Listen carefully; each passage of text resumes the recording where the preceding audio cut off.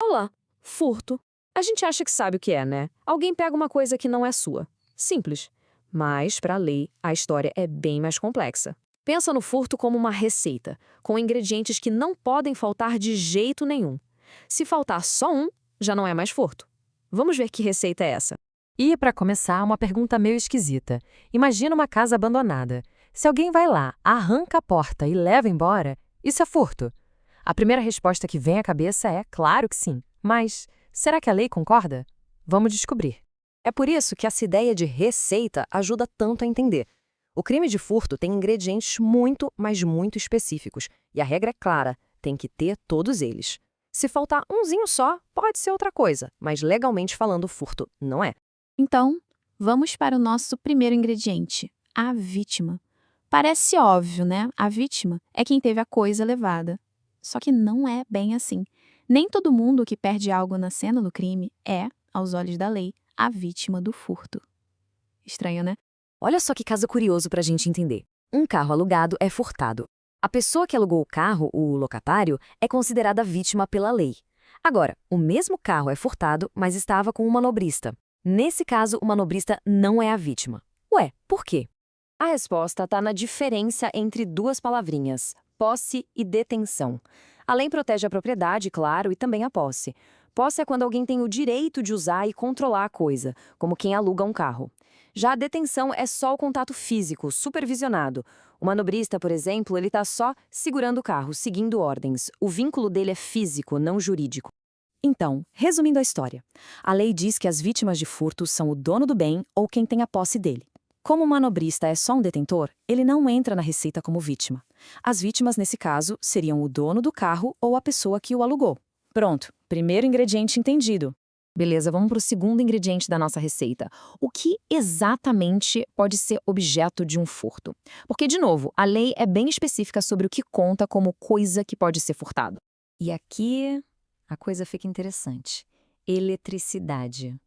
Não dá para pegar, não dá para botar no bolso. E aí? Fazer o famoso gato, puxar a energia do vizinho, isso conta como furto? E a resposta é sim! Olha só como a lei precisa se adaptar aos tempos. O Código Penal foi alterado para dizer que a energia elétrica ou qualquer outra energia que tenha valor econômico é a mesma coisa que um bem móvel para fins de furto. Então, sim, furtar energia se encaixa perfeitamente na receita. Certo. Se a lei se modernizou para incluir energia, o que acontece com outras coisas que não são palpáveis, tipo um sinal de Wi-Fi ou de TV a cabo?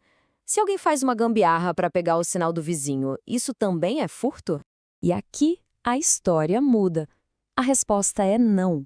Os tribunais decidiram que sinal de internet ou de TV não é nem coisa, nem energia, nos termos exatos da lei penal. O nome técnico para isso é fato atípico. Ou seja, é errado, mas não se encaixa na receita do crime de furto. Agora, vamos voltar para a nossa pergunta lá do começo, a da porta. O conceito de coisa móvel no direito penal é super prático. Não tem aquela complicação do direito civil. A única pergunta que importa é: dá para mover de um lugar para o outro? Dá para tirar e levar embora? E com isso, a gente tem a resposta definitiva. Sim, já que a porta pode ser arrancada, desparafusada e carregada, ela se torna uma coisa móvel para a lei penal. Levar a porta é furto, sim senhor. Segundo ingrediente checado. Ok, agora segura, porque a gente vai para o ingrediente mais maluco, aquele que dá um nó na cabeça de todo mundo. É a questão da propriedade. Para a gente entender, imagina a cena. O dono de um carro aluga ele para uma pessoa por uma semana. Só que no dia seguinte, ele se arrepende. Aí ele acha o carro estacionado, vai lá com a chave reserva dele, abre e, simplesmente, leva o carro de volta. E aí vem a pergunta de R$ 1 milhão. O dono do carro cometeu furto? Pensa bem, a pessoa que alugou tinha a posse legítima e teve o carro levado sem permissão. Parece que todos os ingredientes estão aí, não é? Mas é aqui que uma única palavrinha no Código Penal muda absolutamente tudo. A lei diz que furto é subtrair coisa alheia, móvel. Alheia, de outra pessoa. Essa palavra é o segredo da receita. E aí que tá o pulo do gato. O carro pertence ao próprio dono. Não é uma coisa alheia. E se a coisa não é alheia, falta o ingrediente essencial da receita. Então, por mais estranho que pareça, o dono não cometeu o crime de furto. Pode até ser um problema contratual, outra coisa, mas furto não é. Ufa! Agora vamos juntar todas essas peças e dar uma olhada na nossa receita jurídica do furto, completinha. Então, para um ato ser considerado furto pela lei, precisa ter obrigatoriamente esses 3 ingredientes. Primeiro, uma vítima que seja dona ou possuidora. Segundo, um objeto que seja uma coisa móvel. E terceiro, e talvez o mais importante, esse objeto tem que ser de outra pessoa, tem que ser uma coisa alheia. E é isso. A lei funciona como essa fórmula precisa. Tira um desses ingredientes e a receita desanda. A equação não fecha.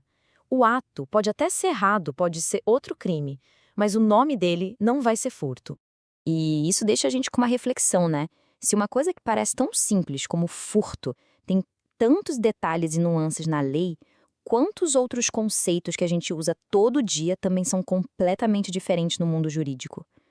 Fica claro que no direito, os detalhes fazem toda a diferença.